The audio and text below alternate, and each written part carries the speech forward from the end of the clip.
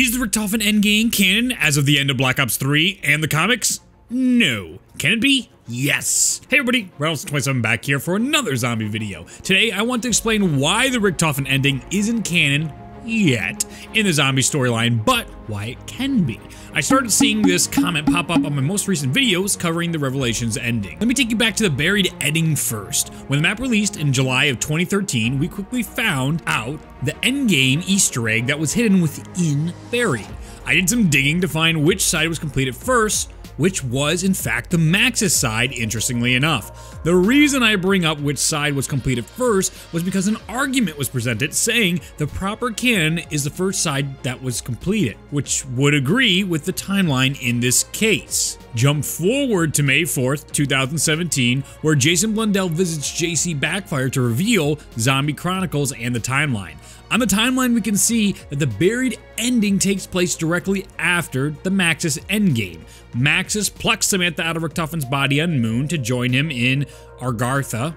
Then Sam realizes that her father in this dimension is corrupted by the Dark Ether. She decides to reach out to another version of her father when a rift opens in Dimension 63, Origins. What that means is evil buried Maxis took over their specific universe.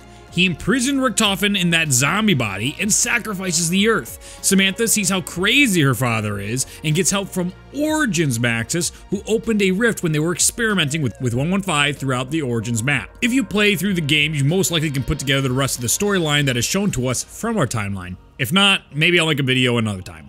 What I want to fill you in on now is what the Transit crew and Victus was up to after the buried Maxis ending. After the end of Buried, Primus Richtofen opens a portal to save them. They then go on their 6 comic quest to retrieve the Chronorium for Richtofen. Primus Richtofen. He's the one manipulating this time, after Richtofen and Maxis were already manipulating them throughout the Black Ops 2 lifecycle. You might ask, what are the zombie Richtofen?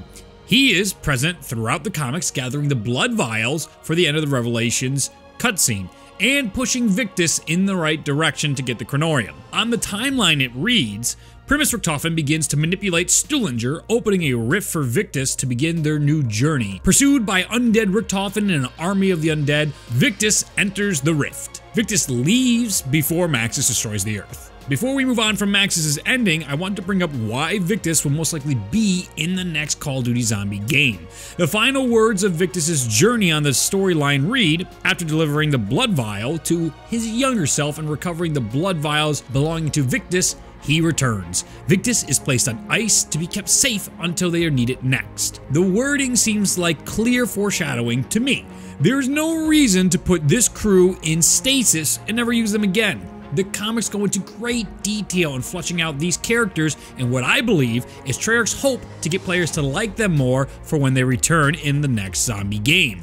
Jason even drops hints in his interviews from Zombie Chronicles that Mob of the Dead was developed to be a full playable island. When asked further about Mob of the Dead and if it would be remastered, Jason purposely leaves his answers ambiguous like he did after his COD XP panel in 2016. In that panel, he used the phrasing swan song to zombies to hint at us that Zombie Chronicles was coming after Revelations. He used the same ambiguous phrasing, saying there is more in store for Mob of the Dead. But he can't outright just tell us, because A, that ruins the fun, and who knows what happens on the developing side if they can follow through on these promises. It is also no coincidence that the Victus crew is stored underneath Mob of the Dead. Based on all the information, it is very clear that we will be getting Mob of the Dead remastered while playing as the Victus crew at some point. At the very least, we will get an intro cutscene where the group starts waking up in Mob of the Dead, only to leave it for their next map.